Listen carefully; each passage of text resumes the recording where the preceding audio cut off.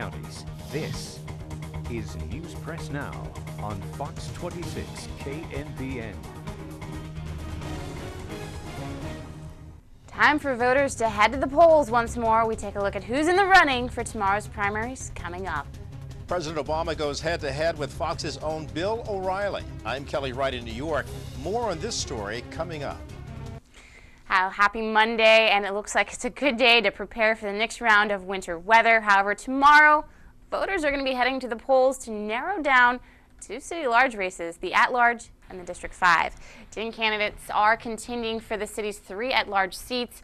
Voters will choose 6 of those candidates to appear in the April 8th election. Running for District 5 are incumbents Barbara LaBasse, Michael Grimm, and Mary Atterbury. 2 of those will appear in the general election.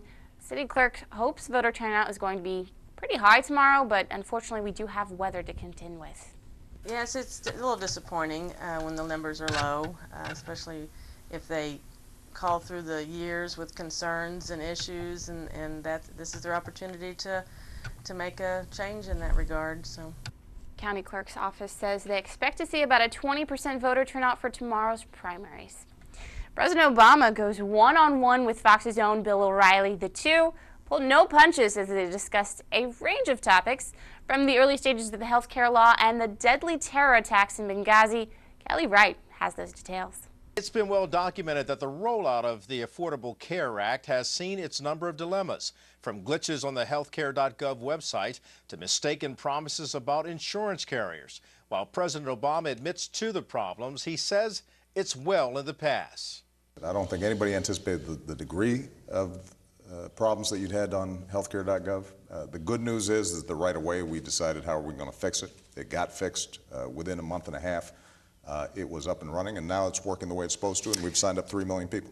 Mr. Obama also playfully dodged what Bill O'Reilly suggests could have been the president's biggest mistake in the past 5 years. Was it the biggest mistake of your presidency to tell the nation over and over, if you like your insurance, you can keep your insurance? Oh, Bill, you've got a long list of my mistakes in my presidency. No, really. The president also commented on the attacks on the U.S. consulate in Benghazi, Libya, where 4 Americans were killed. He defended why his administration initially described the attack as a spontaneous mob protest.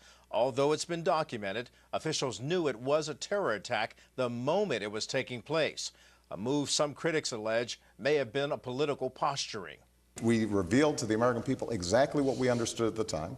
The notion that we would hide the ball for political purposes when a week later we all said, in fact, there was a terrorist attack taking place the day after I said it was an act of terror, that wouldn't be a very good cover-up. You can catch more of our interview with the president on the O'Reilly Factor Monday night at 8 p.m. Eastern on the Fox News Channel. In New York, Kelly Wright, Fox News. Snow and ice hitting St. Louis hard this winter. The city's already over budget, though, for snow removal and pre-treatment. Crews spent Saturday night salting roads after freezing rain moved through the area. The city's streets director says even though the department is over budget, he's ordered $500,000 more worth of salt, and the city is stocked up. Oh, we're ready. It's good at night. The volumes are down. It's easier. I'm more thinking about, Tuesday's storm and next Saturday's storm that they're predicting. He adds the city will pull money from next year's budget or allocate funds to make sure crews can continue to work. Seattle Seahawks and the Denver Broncos facing off in Super Bowl 48 last night. Broncos get the opening kickoff and the first play from scrimmage at their own 14. Peyton Manning trying to make changes to the play call, and his center, Manny Ramirez, snaps the ball right past Manning into the end zone. Noshaw Marino recovers the ball in the end zone and is a touchdown for the safety. Seahawks out front 2-0. The second quarter, Seattle leading 15-0. Broncos 3rd and 13 at Seattle 35. Manning pass, and Cliff Averill gets a hit on Peyton as he throws. Malcolm Smith steps in front of Marino for the interception and returns it 69 yards for the pick 6. Seattle gets set to receive the kickoff to start the second half, and they send out Percy Harvin to return. The Broncos try to kick away from Harvin with this pooch kick. Harvin plays it off the bounce and takes it 87 yards for the touchdown. Seahawks lead 29-0. Seattle 1st and 10 at Denver 23. Russell Wilson hooks up with Jermaine Kearse, and Kearse shakes off 3 Broncos on his way to the end zone for the 23-yard touchdown, securing the Seattle victory. Your final from MetLife Stadium, Seahawks 43, Broncos 8. Seattle quarterback Russell Wilson reflects on the season, though, after the game. You know, it's only my second year, but I believed in the guys that we had. I believed in the coaching staff, and just God is so good, man. He brought me a long way, and just it's unbelievable. It's kind of surreal, to be honest with you. I'm just sitting there holding that trophy up, and I'm looking up, and I'm just so thankful. You know, so thankful for everything that I've been given. 42, second year and already Super Bowl ring. Well, Smith was named Super Bowl MVP, finishing up the night with both a fumble recovery and an interception return for a touchdown. He became just the third linebacker in NFL history to win the award. The 35-point blowout was the third largest margin of victory in Super Bowl history. Back in St. Joseph this morning, the Red Cross is looking for a few heroes. The Midland Empire chapter of the Red Cross is gearing up for its 2014 Heroes Campaign fundraiser. Set to kick off during the month of March. The agency is looking for about 100 volunteers to work as individuals or in teams, raising $1,000 each. This year's goal is $100,000. Angie Springs with the Red Cross says the funds will go to support the work the agency does in the community. That would give them food, clothing, shelter, medication, and eyewear following a disaster, as well as make sure that we are able to provide the other services that we do 365 days a year, that we're able to be in the community doing first aid and CPR, babysitter training courses, as well as those Armed Forces Emergency Services messages that we do as well. If you'd like to sign up to be a Red Cross hero or to learn more about the campaign, you can contact the Midland Empire chapter of Red Cross. The number there seen on your screen, that's 816-232-8439. Riffs could be heard from Missouri Western State University over the weekend as they held their annual Jazz Festival. The performances were held at the Fulkerson Center on Western's campus. Students from Central, Benton, and Platte County high schools braved the bad weather conditions over the weekend to attend. The festival was done as an educational and musical experience for high school students. There's performances by Missouri Western's jazz and vocal band. I've played all 3 years in this event and with the Missouri Western Jazz Band here, and it's, normally it's a pretty good event, but hopefully the kids that were here got a lot out of it. This was the 8th year Western has hosted the Jazz Festival.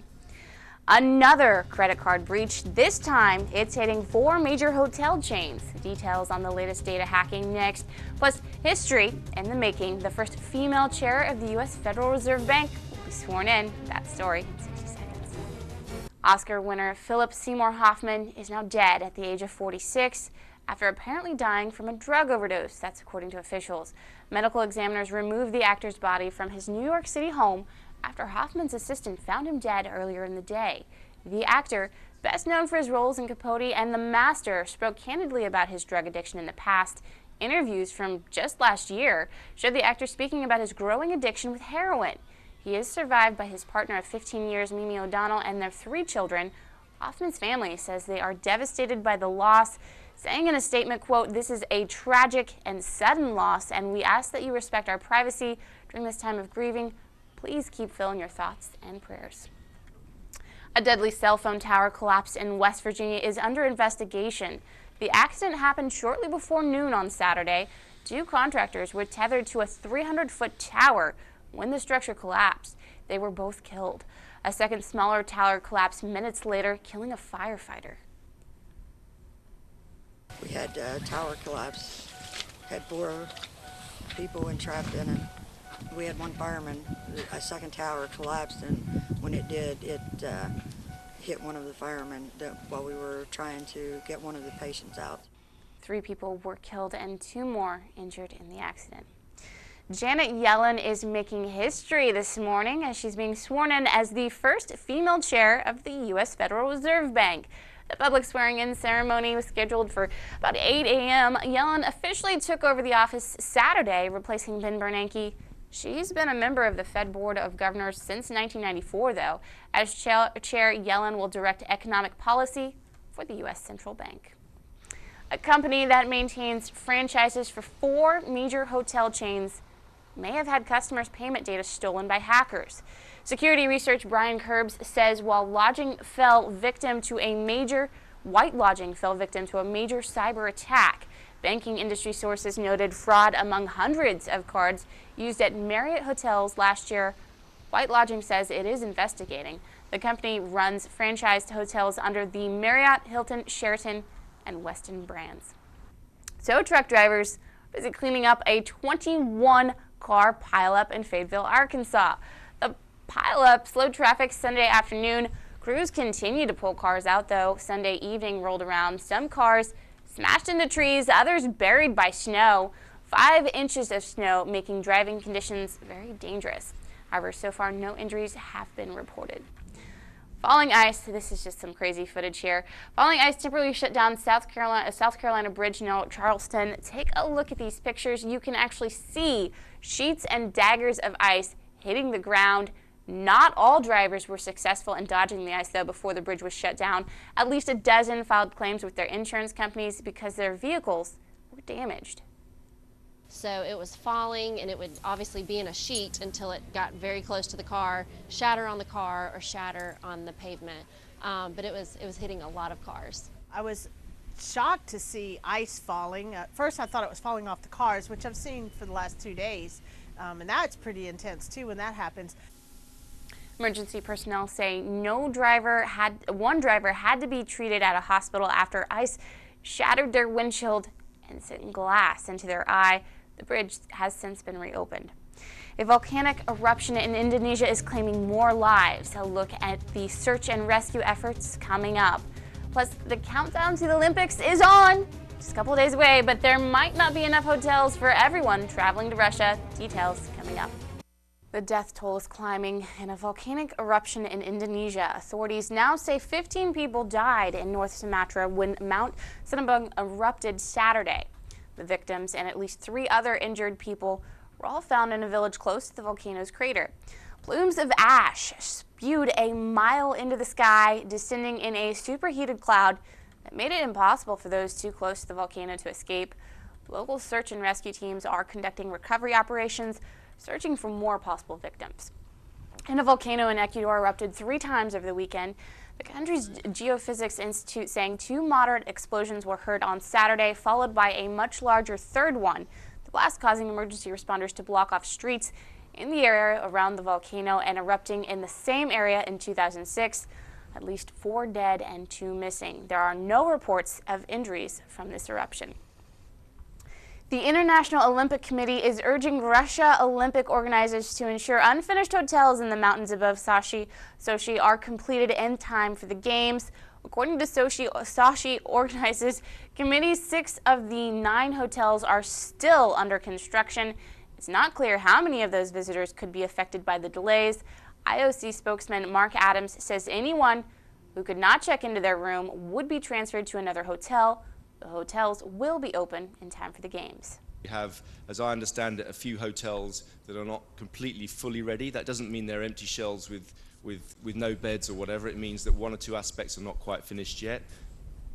6,000 people are expected to arrive today. The Winter Games begin on Friday. Israeli Prime Minister Benjamin Netanyahu on Sunday rejected U.S. Secretary of State John Kerry's warning against a growing boycott movement against the Jewish state should peace talks with Palestinians fail. Connor Powell has the details from Jerusalem. Secretary of State John Kerry warning this weekend that if a peace deal can't be reached between the Israelis and Palestinians, then Israel could face an international boycott. Kerry issued his warning while in Munich, Germany, for an international meeting of world leaders. The Secretary of State said the failure to reach a deal would damage Israel's capacity to be a democratic state. While Kerry remains optimistic a peace agreement is still possible, he said the status quo is not an option and that international talk of a boycott against Israel is growing. However, here in Israel, Kerry's comments were received not as a friendly warning, but as a threat, with Israeli Prime Minister Benjamin Netanyahu rejecting Kerry's comments, saying, quote, "Attempts to impose a boycott on the state of Israel are immoral and unjust. Moreover, they will not achieve their goal." While other conservative Israeli politicians called Kerry's comments offensive and intolerable. But after months of talks, the Israelis and Palestinians remain far apart. The biggest issues preventing a deal are the borders and capital of a potential Palestinian state and their impact on the security of Israel. and also the future of Israeli settlements in the current Palestinian territories. Many conservative politicians here in Israel resent America's efforts to broker a peace agreement and have criticized Kerry during the past 9 months. Still, Kerry says he will press on. In Jerusalem, Connor Powell, Fox News. Pope Francis celebrating the 18th World Day for Consecrated Life Sunday. The pontiff expressing his gratitude to the pro-life movement happening in Italy, saying everyone should be ready to accept life. The message coming to thousands of Catholics gathered at St. Peter's Square in the Vatican. Pope Francis also taking the time to offer support and prayers to people affected by heavy rains in Rome and Tuscany. On Sunday, torrential rain caused several flooding in several cities. And around the world this morning, Serbian soldiers to the rescue of at least 1,000 people stuck and stranded in deep snow over the weekend. The rescue happened in northern Serbia, where people were trapped in cars and buses. Massive snowdrifts made for widespread travel chaos. Diggers were used to clear roads, and authorities shut down a number of highways. Winter so far in Serbia has been exceptionally mild, but snowstorms have swept across much of the country over the last few weeks. The Kansas Jayhawks in action over the weekend. We have those highlights as KU looks to stay undefeated in the Big 12 play.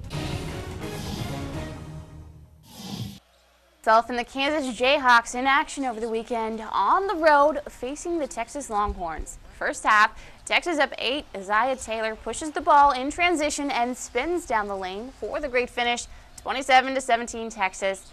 Later in the half, Texas up 14. Brennan Green spots up on the wing, but Jonathan Holmes gets out for the big rejection. And second half, more from the Longhorns. Taylor brings the ball up in transition and glides right to the rim for the layup. Longhorns out front 42-25.